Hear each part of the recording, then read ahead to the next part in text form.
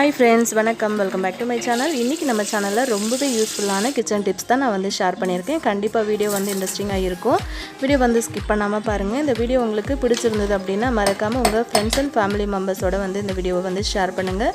இப்போ தான் நம்ம சேனலை ஃபஸ்ட் டைம் பார்க்குறீங்க அப்படின்னா மறக்காமல் சப்ஸ்கிரைப் பண்ணி வச்சுட்டு கூடவே இருக்கிற பெல் ஐக்கானை ப்ரெஸ் பண்ணிக்கோங்க ஃப்ரெண்ட்ஸ். இப்போ வாங்க ஃபஸ்ட்டு டிப் என்ன அப்படின்னு பார்த்துடலாம். ஃபஸ்ட்டு டிப்பு என்ன அப்படின்னு பார்த்தீங்கன்னா, இந்த மாதிரி நம்ம தோசைலாம் ஊற்றிட்டே இருக்கும்போது திடீர்னு நம்ம தோசைக்கல்லில் தோசை சரியாக வராமல் ஒட்டிக்கும். ஸோ அந்த மாதிரி டைமில் நீங்கள் என்ன பண்ணணும் அப்படின்னா, இந்த மாதிரி கொஞ்சமாக புளி எடுத்துக்கோங்க. அந்த புளியை நல்லா உருட்டிட்டு இந்த மாதிரி ஒரு காட்டன் துணியில் வச்சு கட்டிக்கோங்க. நூல் இல்லைனா ரப்பர் பேண்டு எது வேணாலும் போட்டுக்கோங்க. இந்த மாதிரி நம்ம செய்கிறதுனால நம்மளோட தோசைக்கல்லில் தோசை ஒட்டாமல் வரும். சூப்பரான டிப்புங்க. நான் அடிக்கடி ஃபாலோ பண்ணுற டிப்பு இது. ஸோ இந்த மாதிரி நான் சின்னதாக ஒரு ரப்பர் பேண்டு போட்டு சுற்றிக்கிறேன். இப்போ நார்மலாக நம்ம எண்ணெய்லாம் தேய்ப்போம்ல, சேம் அதே மாதிரி எண்ணெயில் டிப் பண்ணிவிட்டு இந்த புளியை இருக்கிற துணியை நீங்கள் கல்லில் தேய்ச்சி விட்டிங்க அப்படின்னா உங்களுக்கு தோசை ஒட்டவே ஒட்டாது, சூப்பராக எலும்பி வரும். நான் பண்ணி காட்டுறேன் பாருங்கள். இந்த மாதிரி கொஞ்சமாக ஆயில் எடுத்துக்கோங்க. ஆயில் எடுத்துகிட்டு நல்லா அந்த மாதிரி தேய்ச்சி விடுங்க. எந்தெந்த இடத்துலலாம் உங்களுக்கு தோசை ஒட்டுது அப்படின்னு நினைக்கிறீங்களோ அந்த இடத்துலலாம் நல்லா இந்த மாதிரி புளியை வச்சு நல்லா ஸ்ட்ராங்காக அழுத்தி தேய்ச்சி கொடுங்க. இந்த மாதிரி செஞ்சிங்க அப்படின்னா உங்களோட தோசை ஒட்டவே ஒட்டாது. கண்டிப்பாக நெக்ஸ்ட் டைம் ட்ரை பண்ணி பாருங்கள். செகண்ட் டிப் என்ன அப்படின்னு பார்த்துடலாங்க. இந்த மாதிரி நம்ம பால்லாம் காய்ச்சி வச்சுருவோம் காலையில். சம்டைம் நம்ம மதியானத்தில் காய்ச்ச மறந்துட்டோம், ஈவினிங்கில் நம்ம டீ போடணும் அப்படின்னும் போது அந்த பால் ஒரு மாதிரி வாடை வரும். அதே சமயத்தில் ஒரு மாதிரி கொலன்னு ஆகி கெட்டு போயிடும். ஸோ அதை எப்படி அவாய்ட் பண்ணலாம் அப்படின்னு பார்க்கலாம். நம்ம வீட்டில் இருக்கிற இந்த மாதிரி சோடா உப்பு எடுத்துக்கோங்க. நான் இன்றைக்கி 1/2 லிட்டர் பாலுக்கே எவ்வளோ எடுக்கிறேன் அப்படிங்கிறத பார்த்துக்கோங்க. சும்மா ஒரு பிஞ்ச் அளவுக்கு எடுத்துக்கோங்க. ரொம்ப அதிகமாகலாம் சேர்த்துறாதீங்க. இந்த அளவுக்கு எடுத்துக்கிட்டால் போதும். இந்த அளவுக்கு எடுத்துகிட்டு பாலில் சேர்த்து நல்லா கலந்து கொடுத்துட்டு நீங்கள் அடுப்பில் வச்சு காய்ச்ச ஆரம்பிச்சிட்டிங்க அப்படின்னா உங்களோட பால் அந்த வாடையும் வராது. அதே சமயத்தில் உங்களுக்கு பால் கெட்டும் போகாது. சில நேரத்துலலாம் நம்ம பாக்கெட் பால் வாங்கி ஃப்ரிட்ஜில் வச்சுட்டோன்னா சம்டைம் நம்ம காய்ச்சறதுக்கு 1 நாள் 2 நாள் லேட் ஆனால் கூட நம்ம பாலை காய்ச்சும் போது இந்த மாதிரி சோடாத்தூள் சேர்த்து காய்ச்சினோம் அப்படின்னா பால் கெட்டு போகாதுங்க. கண்டிப்பாக ட்ரை பண்ணி பாருங்கள். அடுத்து 3வது டிப்பு என்ன அப்படின்னு பார்த்துடலாம். இந்த மாதிரி நம்ம வீட்டில் கோதுமை மாவு, மைதா மாவெல்லாம் நம்ம யூஸ் பண்ணிகிட்டு இருக்கும்போது சம்டைம் அதில் பூச்சிப்புழுவெல்லாம் பிடிக்க ஆரம்பிச்சிடும். புதுசாக நீங்கள் கோதுமை மாவு அரைச்சிட்டு வந்தீங்க அப்படின்னா கூட இந்த டிப்பு கண்டிப்பாக ஃபாலோ பண்ணுங்கள். உங்கள் மாவு ரொம்ப நாளைக்கு நல்லாயிருக்கும். அதே சமயத்தில் கெட்டும் போகாது. ஒரு 4-5 மிளகு மட்டும் சேர்த்துக்கோங்க. இந்த மாதிரி மிளகு சேர்த்துட்டு நீங்கள் மூடி போட்டு மூடி வச்சிட்டிங்க அப்படின்னா உங்களுக்கு வண்டு, பூச்சி இதெல்லாம் வரவே வராது. ரொம்ப நாளைக்கு மாவு நல்லா ஃப்ரெஷ்ஷாக நல்லாயிருக்கும். அரிசி மாவில் கூட நம்ம இதை போட்டு வச்சுக்கலாம். கண்டிப்பாக சூப்பரான ஒரு டிப் இது. கண்டிப்பாக ட்ரை பண்ணி பாருங்கள்.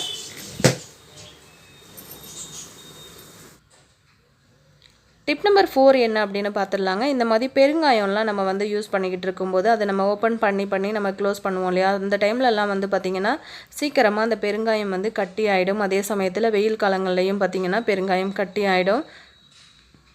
ஸோ அதை அவாய்ட் பண்ணுறதுக்கு என்ன பண்ணலான்னா, இந்த மாதிரி ஒரு பச்சை மிளகாய் எடுத்துக்கோங்க. நான் இன்றைக்கி ஒரு ஐடியாக்காக உங்களுக்கு நான் காம்பு எடுத்த பச்சை மிளகாயை காட்டுறேன். ஆனால் காம்போடு தான் நீங்கள் கண்டிப்பாக சேர்த்தாகணும்.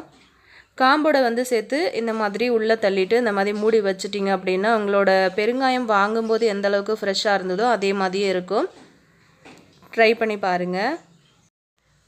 5வது டிப்பு என்ன அப்படின்னு பார்த்துடலாங்க. நம்ம வீடுகளில் அந்த மாதிரி முட்டைலாம் வேக வைக்கும்போது அதோட ஓடு நம்ம உடைக்கும் போது கரெக்டாக முட்டை தனியாக கலண்டு வரணும் அப்படிங்கிறதுக்காக உப்பு, சில நேரங்களில் எண்ணெய் இதெல்லாம் நம்ம சேர்த்து வேக வைப்போம். நீங்கள் அந்த மாதிரிலாம் எதுவுமே செய்ய வேண்டாம். ரொம்ப குயிக்காக நீங்கள் முட்டை வேக வச்சு எடுக்கணும்னு நினச்சிங்க அப்படின்னா இந்த மாதிரி குக்கரில் சேர்த்துட்டு இந்த மாதிரி மூடி போட்டு மூடி விட்டுருங்க.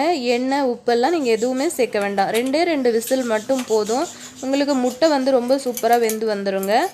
வெந்த முட்டையை நீங்கள் ஆற வச்சு டைம் வேஸ்ட் பண்ணாமல் அப்படியே இந்த மாதிரி ஒரு கரண்டி வச்சு எடுத்துக்கோங்க.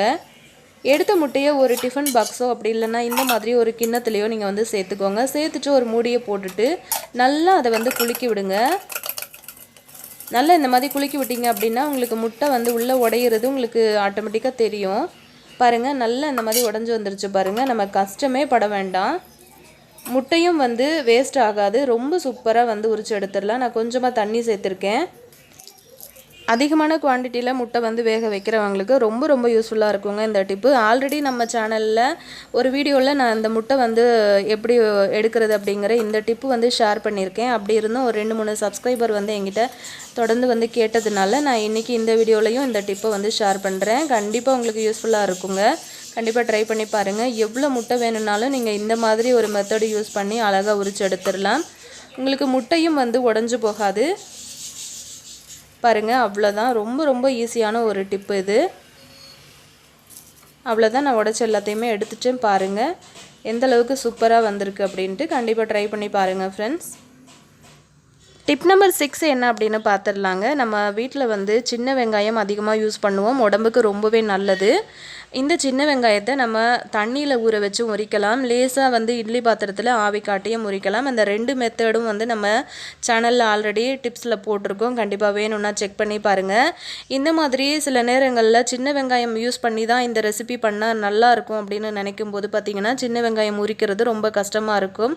ஸோ நம்ம முன்னாடியே இந்த மாதிரி உரித்து ஒரு டப்பாவில் போட்டு வச்சுட்டோம் அப்படின்னா அந்த வாரம் ஃபுல்லாகவே நமக்கு வந்து சமைக்கிறதுக்கு ரொம்பவே யூஸ்ஃபுல்லாக இருக்கும். கண்டிப்பாக பூண்டு, சின்ன வெங்காயம்லாம் இந்த மாதிரி நீங்கள் உரிச்சு வச்சுட்டு கண்டிப்பாக யூஸ் பண்ணலாங்க.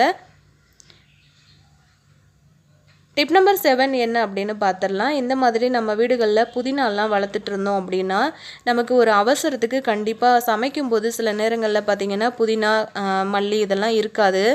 அதனால் நம்ம வீட்டில் வந்து அதாவது கடையில் வாங்கிட்டு வர்ற 2-3 தண்டு நீங்கள் நட்டு வச்சிட்டிங்க அப்படின்னாலே உங்களுக்கு புதினா வந்து நல்லா சூப்பராக வளர ஆரம்பிச்சிரும். நான் இன்றைக்கி புலாவ் வந்து பண்ணலாம் அப்படின்னு பிளான் பண்ணியிருந்தேன். ஸோ எங்கிட்ட ஃப்ரிட்ஜில் வந்து பார்த்திங்கன்னா எங்கிட்ட புதினா இல்லை, காலி ஆகிட்டு இருந்தது. எங்கிட்ட செடியில் இருந்ததுனால நல்லா ஃப்ரெஷ்ஷாக நான் உடனே பறிச்சுட்டு நான் சாப்பாட்டில் வந்து சேர்த்துக்கிட்டேன். இந்த மாதிரி ஃப்ரெஷ்ஷாக நம்ம வீட்டிலையே வந்து பறித்து செய்கிறதுலையும் ஒரு தனி டேஸ்ட் இருக்குது. நல்ல ஃப்ரெஷ்ஷாக நம்ம வீட்லேயே பறித்து எடுத்துக்கலாம். கடையில் போயிட்டு வாங்கணும் அப்படிங்கிற அவசியமும் நமக்கு கிடையாது. பாருங்கள், அவ்வளோதான். நான் பறிச்சுட்டு வந்துட்டேன். இந்த மாதிரி நல்லா தண்ணி ஊற்றி அலசினதுக்கப்புறமா நான் வந்து சாப்பாட்டில் சேர்த்துக்க போகிறேங்க. நல்ல ஒரு ஃப்ளேவரில் ரொம்ப சூப்பராக இருக்கும். கண்டிப்பாக வந்து புதினா வாங்கிட்டு வந்தீங்க அப்படின்னா இதுக்கு மேலே கண்டிப்பாக புதினா வந்து வச்சுருக்கிறவங்களுக்கு ஓகே. புதினா வந்து வளர்க்காதவங்க கண்டிப்பாக வளங்க வீட்டில். உங்களுக்கு கண்டிப்பாக ரொம்ப யூஸ்ஃபுல்லாக இருக்குங்க. ஈஸியாகவும் நம்ம வந்து புதினா செடி வீட்டில் வளர்த்துடலாம். டிப் நம்பர் 8 என்ன அப்படின்னு பார்த்தலாம். இந்த மாதிரி நம்ம ஹேர் ட்ரையர்லாம் வந்து வீட்டில் யூஸ் பண்ணும்போது யூஸ் பண்ணிவிட்டு அப்படியே அதை வச்சுருவோம். ஸோ அந்த மாதிரி வைக்கும்போது பார்த்திங்கன்னா நிறைய டஸ்ட்டு எல்லாம் உள்ளே சேர்ந்துட்டு அடுத்த தடவை நம்ம யூஸ் பண்ணும்போது அந்த டஸ்ட்டெல்லாம் சேர்ந்து நம்மளோட ஹேரில் இதுவாகிடும். ஸோ அதை வந்து எப்படி அவாய்ட் பண்ணலாம் அப்படின்னு பார்க்கலாங்க. உங்கள் வீட்டில் இருக்கிற பழைய சாக்ஸ் மட்டும் போதும் இதுக்கு. ஃபஸ்ட்டு இந்த மாதிரி ஒயரை வந்து சுற்றி எடுத்துக்கோங்க. சுற்றி எடுத்ததுக்கப்புறமா நம்ம சாக்ஸ் யூஸ் பண்ணி இந்த ட்ரையரை வந்து ஃபுல்லாக க்ளோஸ் பண்ணிடலாம். சாக்ஸ் தான் போடணும் அப்படின்னு அவசியம் இல்லை. உங்கள்கிட்ட எது வந்து கம்ஃபர்டபுளாக இதுக்கு வந்து செட் ஆகுது அப்படின்னு நினைக்கிறீங்களோ நீங்கள் அதை வந்து கூட யூஸ் பண்ணிக்கலாம். இந்த மாதிரி சாக்ஸ் எல்லாம் போட்டு வச்சிட்டோம் அப்படின்னா நெக்ஸ்ட் டைம் நம்ம யூஸ் பண்ணும்போது அதில் டஸ்ட்டு அதெல்லாம் வந்து சேரவே சேராது. கண்டிப்பாக இதுவும் வந்து உங்களுக்கு யூஸ்ஃபுல்லாக இருக்கும் அப்படின்னு நினைக்கிறேன். ஆல்ரெடி நம்ம சேனலில் நிறைய கிச்சன் டிப்ஸ் வீடியோஸ் எல்லாம் நம்ம வந்து அப்லோட் பண்ணியிருக்கோம். கண்டிப்பாக உங்களுக்கு வேணும் அப்படின்னா டிஸ்கிரிப்ஷனில் லிங்க் கொடுக்குறேன். கண்டிப்பாக செக் பண்ணி பாருங்கள். இதே மாதிரி இன்னொரு இன்ட்ரெஸ்டிங்கான டிப்ஸோடு நான் உங்களை திரும்பவும் சந்திக்கிறேன் ஃப்ரெண்ட்ஸ். தேங்க்யூ.